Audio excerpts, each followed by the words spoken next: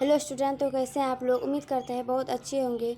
स्वागत है आप सभी का हमारे चैनल डिजिटल शिक्षा बिहार में। आज हम पढ़ने वाले हैं साइंस के महत्वपूर्ण ऑब्जेक्टिव।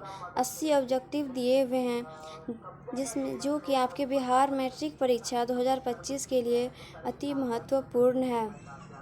अगर आप हमारे चैनल पर नए हैं या चैनल को सब्सक्राइब नहीं किए हैं तो चैनल को सब्सक्राइब ज़रूर कीजिए और वीडियो को अंत तक देखकर लाइक ज़रूर करें और कमेंट में ज़रूर बताएं कि वीडियो आपको कैसी लगी। चलते हैं प्रश्न की ओर। प्रश्न संख्या 1 में दिया हुआ है कि निम्नलिखित नाभिकीय ऊर्जा प्राप्त करने हेतु आवश्यक है। नाभिकीय ऊर्जा प्राप्त करने हेतु क्या आवश्यक है?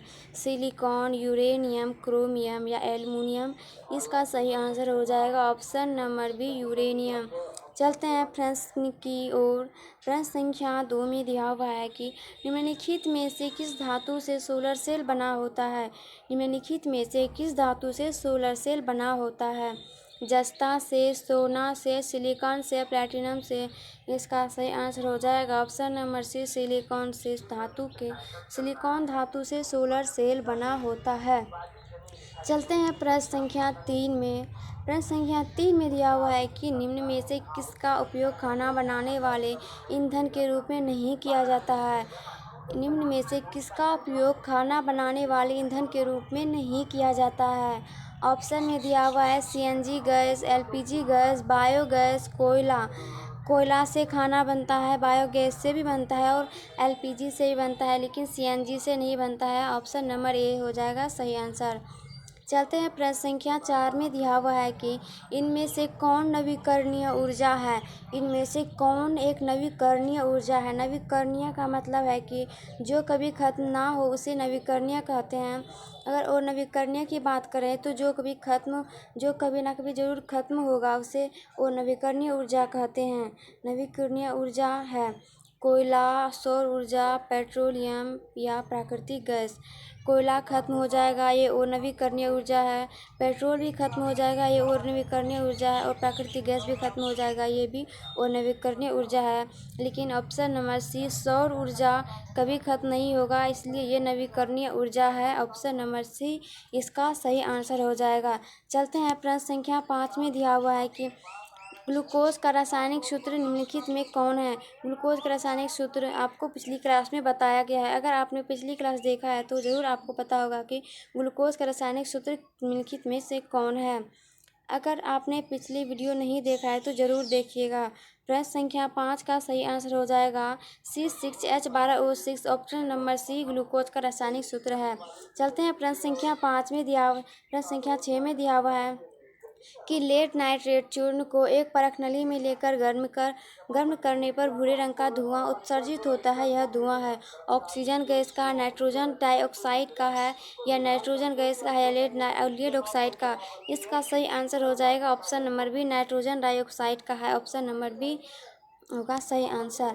चलते हैं प्रश्न संख्या 7 में दिया हुआ है कि अम्लीय जल का विद्युत विच्छेदन के फलस्वरूप हाइड्रोजन और ऑक्सीजन गैस इलेक्ट्रोडों पर उल्टे प्रणाली में जमा होते हैं।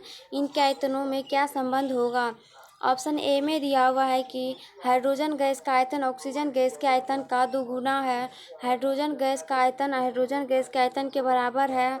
ऑक्सीजन गैस का आयतन हाइड्रोजन गैस के आयतन का दोगुना है। ऑक्सीजन गैस का आयतन हाइड्रोजन गैस के आयतन का 1/4 है। ऑप्शन नंबर ए हो जाएगा सही आंसर। प्रश्न संख्या 8 में चलते हैं। प्रश्न संख्या 8 में दिया हुआ है कि स्कूल की घंटी धातु की बनी होती है क्योंकि यह एक सोनोरस है, चालक है, तन्य है, आघातवर्धीय है। इसका सही आंसर हो जाएगा ऑप्शन नंबर ए, सोनोरस। चलते हैं प्रश्न संख्या 9 में दिया हुआ है कि कौन सा धातु कमरे के तापमान पर तरल अवस्था में पाया जाता है? ऐसा कौन सा धातु है जो कि कमरे के तापमान पर तरल अवस्था में पाया जाता है? इसका सही आंसर हो जाएगा मरकरी यानी कि पारा। चलते हैं प्रश्न संख्या 10 में दिया हुआ है कि जल का सूत्र क्या है? जल का सूत्र क्या है? CaCO3। CaCO3 option number A, ये एक संगमरमर का है। किसका है ये? CaCO3 संगमरमर का अणुसूत्र है। और CO2 ऑप्शन नंबर बी में जो दिया है CO2, ये एक कार्बन डाइऑक्साइड का सूत्र है। कार्बन डाइऑक्साइड, ये आपको याद रखना है कि कार्बन डाइऑक्साइड का CO2 सूत्र है और CaCO3 संगमरमर का है। लेकिन जल का पूछ रहा है तो जल की बात करें तो जल की ऑप्शन नंबर सी हो जाएगा आंसर, सही आंसर। H2O जल का अणुसूत्र है। चलते हैं प्रश्न संख्या 11 में दिया हुआ है कि रासायनिक अभिक्रिया के दौरान किसी पदार्थ में ऑक्सीजन का योग कहलाता है। रासायनिक अभिक्रिया के दौरान किसी पदार्थ में ऑक्सीजन का योग कहलाता है। चाहे कोई भी हो, ऑक्सीजन का योग जहाँ है वहाँ पर उपचयन ही होगा। उपचयन, सॉरी, इसका ऑप्शन नंबर बी होगा सही आंसर, उपचयन। चलते हैं प्रश्न संख्या 12 में दिया हुआ है कि इनमें से कौन उदासीन पदार्थ है? इनमें से कौन उदासीन पदार्थ है? चीनी है या टूथपेस्ट है या सिरका है या टमाटर का रस है? इसका सही आंसर हो जाएगा चीनी। चीनी एक उदासीन पदार्थ है। चलते हैं प्रश्न संख्या 13 में दिया हुआ है कि मस्तिष्क का सबसे बड़ा भाग है। मस्तिष्क का सबसे बड़ा भाग कौन है? प्रमस्तिष्क, मध्य मस्तिष्क, सेरिबेलम या इनमें से कोई नहीं। इसका सही आंसर हो जाएगा ऑप्शन नंबर ए, प्रमस्तिष्क मस्तिष्क का सबसे बड़ा भाग है, जिसे सेरिब्रम भी कहा जाता है। चलते हैं प्रश्न संख्या 14 में दिया हुआ है कि निम्नलिखित में से कौन सी अनैच्छिक क्रिया नहीं है? निम्नलिखित में से कौन सी अनैच्छिक क्रिया नहीं है? वह मन चबाना, लार आना, हृदय का धड़कना। इसमें पूछ रहा है अनैच्छिक क्रिया नहीं है, मतलब ऐच्छिक क्रिया कौन है? जो अपने आप हो, जिस पे किसी का नियंत्रण ना हो, उसे ऐच्छिक क्रिया कहते हैं। जैसे कि हृदय का धड़कना, ये अपने आप होता है। यह एक हृदय का धड़कना है जो कि किसी के द्वारा जानबूझकर किया, जैसे कि वह मन चबाना, तुम चबाओगे, जब आप चबाओगे तभी तो चबाया जाएगा। इसीलिए वह मन चबाना, लहराना एक अनैच्छिक क्रिया है और हृदय का धड़कना ऐच्छिक क्रिया है। चलते हैं प्रश्न संख्या 15 में दिया हुआ है कि शरीर का संतुलन बनाए रखता है। शरीर का संतुलन कौन बनाए रखता है? सेरिबेलम, सेरिबेरम, सेरिब्रम या cranium या मस्तिष्क स्टेम। इसका सही आंसर हो जाएगा ऑप्शन नंबर ए, सेरिबेलम शरीर का संतुलन बनाए रखता है। चलते हैं प्रश्न संख्या 16 में दिया हुआ है कि इंसुलिन की कमी से होता है। इंसुलिन की कमी से कौन सा रोग होता है? घेंघा या बौनापन या मधुमेह या इनमें से कोई नहीं। सबसे पहले आप बताओ, घेंघा किसकी कमी से घेंघा रोग होता है? घेंघा आयोडीन की कमी से होता है। आयोडीन की कमी से घेंघा रोग होता है, जो कि आपके गले में होता है। और इंसुलिन की कमी से मधुमेह रोग होता है। ऑप्शन नंबर सी सही आंसर हो जाएगा। चलते हैं प्रश्न संख्या 17 में दिया हुआ है कि एक अंडाशय में कितने बीजांड होते हैं? एक अंडाशय में कितने बीजांड होते हैं? एक होते हैं, 3 या 4 होते हैं या अनेक होते हैं, इनमें से सभी। इसका सही आंसर हो जाएगा ऑप्शन नंबर सी, अनेक। एक अंडाशय में अनेक बीजांड होते हैं। प्रश्न संख्या 18 में दिया हुआ है कि पुष्प का नर जननांग कहलाता है। पुष्प का नर जननांग कहलाता है। प्रश्न संख्या 18 में सही आंसर हो जाएगा पुंकेसर। जहाँ पर नर है पुंकेसर और जहाँ पर स्त्री होगा, स्त्री के संबंध में कहा जाएगा, वहाँ पर जायांग हो जाएगा। यह स्त्री के लिए है और यह पुरुष के लिए है। चलते हैं प्रश्न संख्या 19 में दिया हुआ है कि पुष्प का नर जननांग कहलाता है। ये भी पुंकेसर, वही क्वेश्चन है। चलते हैं प्रश्न संख्या 20 में दिया है परागकोश में होते हैं बाह्य दल, अंडाशय, अंडक या परागकण। प्रश्न संख्या 20 में दिया हुआ है कि परागकोश में क्या होते हैं। ये प्रश्न आपको पिछली क्लास में कराया गया है। अगर आपने पिछली क्लास किया है तो आपको ज़रूर पता होगा, पिछली क्लास में पढ़ाया गया है, इसलिए यहाँ पर नहीं बताया जाएगा। आपको इस प्रश्न संख्या 20 का सही आंसर कमेंट में बताना है। चलते हैं प्रश्न संख्या 21 में जाने से पहले अगर आपने चैनल को सब्सक्राइब नहीं किया है तो सब्सक्राइब जरूर कीजिए और वीडियो को लाइक करें और वीडियो को अंत तक जरूर देखें और वीडियो को अपने दोस्तों में शेयर जरूर करें। चलते हैं प्रश्न संख्या 21 में दिया हुआ है कि अनुवांशिकी का पिता कहा जाता है। अनुवांशिकी का पिता किसे कहा जाता है? ग्रेगर जॉन मेंडल को या जेबी क्लार्क को या चार्ल्स रॉबर्ट डार्विन को या इनमें से कोई नहीं। इसका सही आंसर हो जाएगा option number A, Gregor John Mendel को अनुवांशिकी का पिता कहा जाता है। चलते हैं प्रश्न संख्या 22 में दिया हुआ है कि मेंडल के एक संकरण में फिनोटाइप लक्षण प्ररूपी अनुपात क्या था? मेंडल के एक संकरण में फिनोटाइप लक्षण प्ररूपी अनुपात क्या था? 3:1, 1:2, 2:1। 9:3:3:1। इसका सही आंसर हो जाएगा, ये तीनों गलत है, इनमें से कोई ये भी नहीं होगा। इसका सही आंसर हो जाएगा ऑप्शन नंबर ए 3:1। चलते हैं प्रश्न संख्या 23 में दिया हुआ है कि मेंडल के प्रयोग में टी क्या दर्शाता है। यह टी है, मेंडल के प्रयोग में टी क्या दर्शाता है। ऑप्शन ए में दिया हुआ है प्रभावी लक्षण या बौनापन, अप्रभावी लक्षण, या बी और सी दोनों। बी और सी का मतलब है कि बौनापन और प्रभावी लक्षण दोनों। इसका सही आंसर हो जाएगा बौनापन और अप्रभावी लक्षण दोनों ही सही आंसर दिया हुआ है, बी और सी। इसलिए इसमें आपको सही आंसर टिक लगाना है कि बी और सी सही आंसर हो जाएगा ऑप्शन नंबर डी में आपको टिक लगाना है। चलते हैं प्रश्न संख्या 24 में दिया हुआ है कि मनुष्य में कितने जोड़े गुणसूत्र होते हैं। मनुष्य में कितने जोड़े गुणसूत्र होते हैं। 21 जोड़े, 23 जोड़े, 20 जोड़े और 25 जोड़े। यह जनन चैप्टर का प्रश्न है। प्रश्न संख्या 24 में मनुष्य में कितने जोड़े गुणसूत्र होते हैं।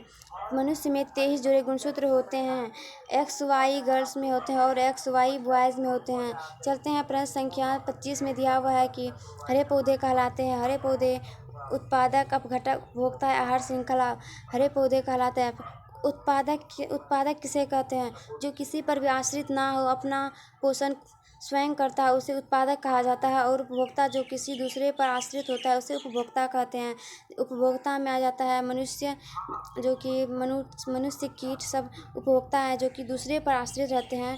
पेड़ पौधे उत्पादक हैं, वो किसी पर आश्रित नहीं होते हैं। चलते हैं प्रश्न संख्या, इसलिए इसका सही आंसर हो जाएगा ऑप्शन नंबर ए, हरे पौधे उत्पादक कहलाते हैं। चलते हैं प्रश्न संख्या 26 में दिया हुआ है कि हरे पौधे, इसका भी यही होगा ऑप्शन नंबर ए। चलते हैं प्रश्न संख्या 27 में दिया हुआ है प्रकृति में पृथ्वी पर ऊर्जा का मुख्य स्रोत है। प्रकृति में पृथ्वी पर ऊर्जा का मुख्य स्रोत है। सबसे ज़्यादा ऊर्जा किससे मिलती है। कोयला से, या सूर्य से, या पानी से, या लकड़ी से। इसका सही आंसर हो जाएगा ऑप्शन नंबर बी, सूर्य से।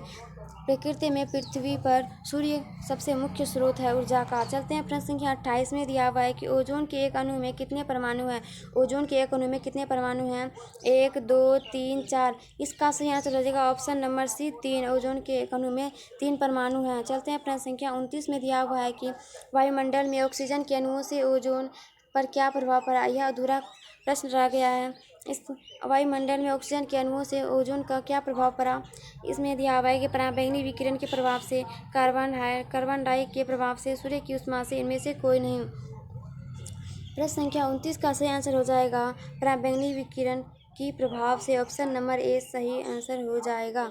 चलते हैं प्रश्न संख्या 30 में दिया हुआ है कि सन 1980 से वायुमंडल में ओजोन की मात्रा में भारी गिरावट क्यों आने लगी। 1980 में वायुमंडल में ओजोन की मात्रा में भारी गिरावट आने लगी क्योंकि इसमें ऑप्शन दिया है पराबैंगनी किरणों के प्रभाव से, क्लोरोफ्लोरोकार्बन के इस्तेमाल से, या कार्बन डाइऑक्साइड के कारण। इनमें से कोई नहीं। इसका सही आंसर हो जाएगा ऑप्शन नंबर बी, क्लोरोफ्लोरोकार्बन के इस्तेमाल के कारण से वायुमंडल में ओजोन की मात्रा में भारी गिरावट आने लगी थी। ऑप्शन नंबर बी सही आंसर हो जाएगा प्रश्न संख्या 30 का। चलते हैं 31 में दिया हुआ है कि वायुमंडल में सामान्यतः CO2 पाया जाता है। वायुमंडल में सामान्यतः कार्बन डाइऑक्साइड पाया जाता है कितने परसेंट में। 78% में, 0.03% में, 21%, 4%। इसका सही आंसर हो जाएगा ऑप्शन नंबर बी, 0.03%। प्रश्न संख्या 32 में दिया हुआ है कि लेड नाइट्रेट चूर्ण को एक परख नली में लेकर गर्म करने पर भूरे रंग का धुआं उत्सर्जित होता है। यह धुआं है। लेड नाइट्रेट चूर्ण को एक परख नली पर लेकर गर्म करने पर भूरे रंग का धुआं उत्सर्जित होता है, जिसे वह धुआं जो उत्सर्जित होता है वह धुआं क्या है। ऑक्सीजन गैस का है, या नाइट्रोजन डाइऑक्साइड का है, या नाइट्रोजन गैस का है, या लेड ऑक्साइड का है। इसका सही आंसर हो जाएगा option number B, nitrogen dioxide का है। चलते हैं प्रश्न संख्या 33 में दिया हुआ है कि अम्लीय जल का विद्युत वितरण के फलस्वरूप हाइड्रोजन और ऑक्सीजन गैस के इलेक्ट्रोडों पर प्रणाली में जमा होते हैं। इनके आयतनों में क्या संबंध होगा। हाइड्रोजन गैस का आयतन ऑक्सीजन के गैस का आयतन का 2 गुना है। हाइड्रोजन गैस का आयतन हाइड्रोजन गैस के आयतन के बराबर है। ऑक्सीजन गैस का आयतन हाइड्रोजन गैस के आयतन का 2 गुना है। ऑक्सीजन गैस का आयतन हाइड्रोजन गैस का आयतन का 1/4 है। इसका सही आंसर हो जाएगा ऑप्शन नंबर ए।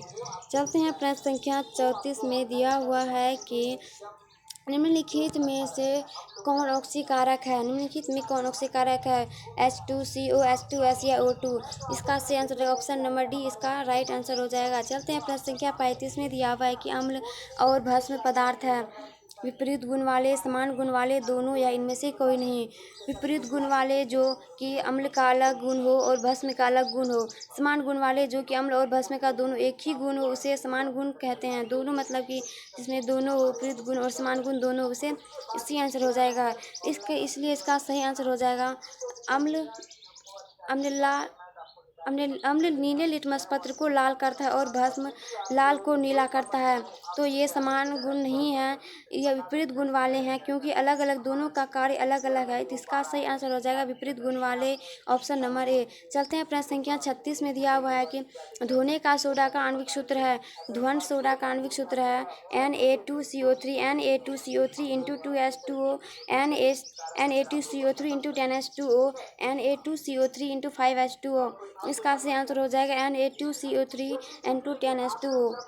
इसका धोने का सोडा, जैसे कि कपड़ा, इसका ट्रिक याद रखना है आप लोगों का कि कपड़ा धोने में 10 बाल्टी पानी से कपड़ा धोते हैं, तो इसीलिए धोने का सोडा का सूत्र हो जाएगा Na2CO3, ये तो याद रहेगा, इंटू 10H2O। यहाँ पर सिर्फ 10 लगा देना है, इसका धोने का सोडा हो जाएगा।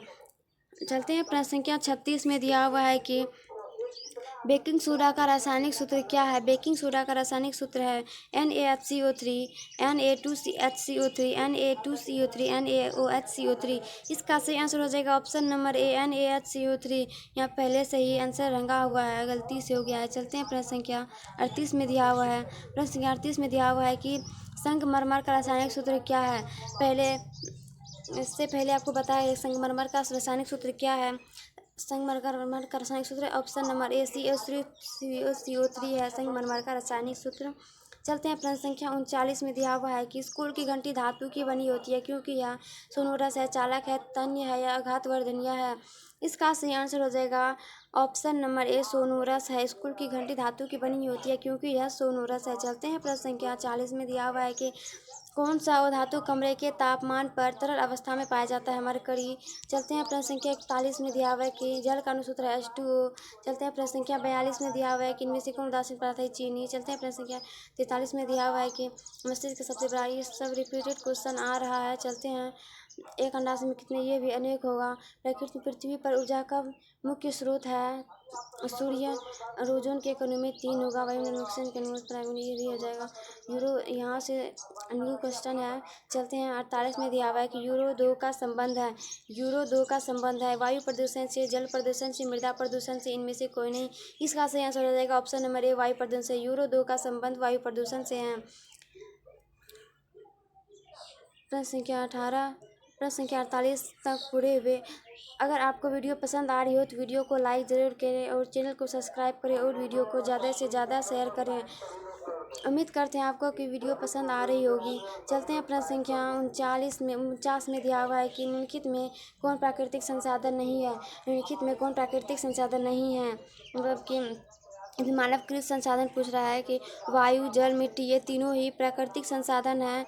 ये वायु, जल, मिट्टी, ये तीनों ही एक प्राकृतिक संसाधन है। और जीवधारी एक मानवकृत संसाधन है, जीवों से प्राप्त होता है जीवधारी, इसलिए ये एक मानवकृत है। ये जीवधारी, ये प्राकृतिक संसाधन नहीं हो सकते। ये तीनों ही प्राकृतिक संसाधन है और ये नहीं है। ऑप्शन नंबर डी सही आंसर हो जाएगा। चलते हैं प्रश्न संख्या 50 में दिया हुआ है कि निम्नलिखित में कौन एक उत्पादक है। सर्प, मेढक, ग्रास हॉपर या पौधे। उत्पादक आपको पहले बता दिया है कि हरे पौधे को उत्पादक कहा जाता है। यहाँ पर ऑप्शन नंबर डी हो जाएगा पौधे। चलते हैं प्रश्न संख्या 51 में दिया हुआ है कि ग्लूकोज का रासायनिक सूत्र निम्नलिखित में कौन है। C2H2OH C3H12O6 C6H6O6 इसका सही आंसर ऑप्शन नंबर बी हो जाएगा। चलते हैं प्रश्न संख्या 52 में दिया हुआ है कि साग सब्जियों का विघटित होकर कंपोस्ट बनना किस प्रकार की अभिक्रिया है। साग सब्जियों का विघटित होकर कंपोस्ट बनना किस प्रकार की अभिक्रिया है। यह एक ऊष्माक्षेपी अभिक्रिया है, जिसमें ऊष्मा उत्पन्न हो उसे ऊष्माक्षेपी कहते हैं। चलते हैं प्रश्न संख्या 53 में दिया है कि वे सभी पदार्थ भस्म कहे जाते हैं जो जल में घुलकर किस प्रकार के आयन देते हैं। वे सभी पदार्थ भस्म कहे जाते हैं जो जल में घुलकर हाइड्रोजन आयन H+ आयन देते हैं। चलते हैं प्रश्न संख्या 54 में दिया हुआ है कि हृदय से रक्त रुधिर को संपूर्ण शरीर में पंप किया जाता है। फेफड़ों द्वारा, नीले द्वारा, अलिंदों द्वारा, इनमें से सभी। इसमें ऑप्शन नंबर बी हो जाएगा अलिंतो, नीले द्वारा। इसका सही आंसर हो जाएगा नीले द्वारा। चलते हैं प्रश्न संख्या 55 में दिया हुआ है कि किसी दर्पण की चिकने तल पर प्रकाश की किरणें आपतित होने पर परावर्तन होता है। नियमित, अनियमित, दोनों या इनमें से कोई नहीं। ऑप्शन नंबर बी हो जाएगा अनियमित। चलते हैं प्रश्न संख्या 56 में दिया हुआ है कि प्रकाश की किरणें के सरल रैखिक गमन अनुप्रयोग हैं। सूर्य ग्रहण, चंद्र ग्रहण, तारों के चमकने और ए और बी दोनों। इसका सही आंसर हो जाएगा ऑप्शन नंबर ए। चलते हैं प्रश्न संख्या 57 में दिया हुआ है कि एफ बराबर आर अपॉन टू सत्य है केवल। एफ बराबर आर अपॉन टू सत्य है केवल। इसका सही आंसर हो जाएगा ऑप्शन नंबर। प्रश्न संख्या 57 का सही आंसर हो जाएगा ऑप्शन नंबर सी। यह अवतल दर्पण, उत्तल दर्पण दोनों के लिए ही सत्य है। चलते हैं प्रश्न संख्या 58 में दिया हुआ है कि दर्पण सूत्र क्या है।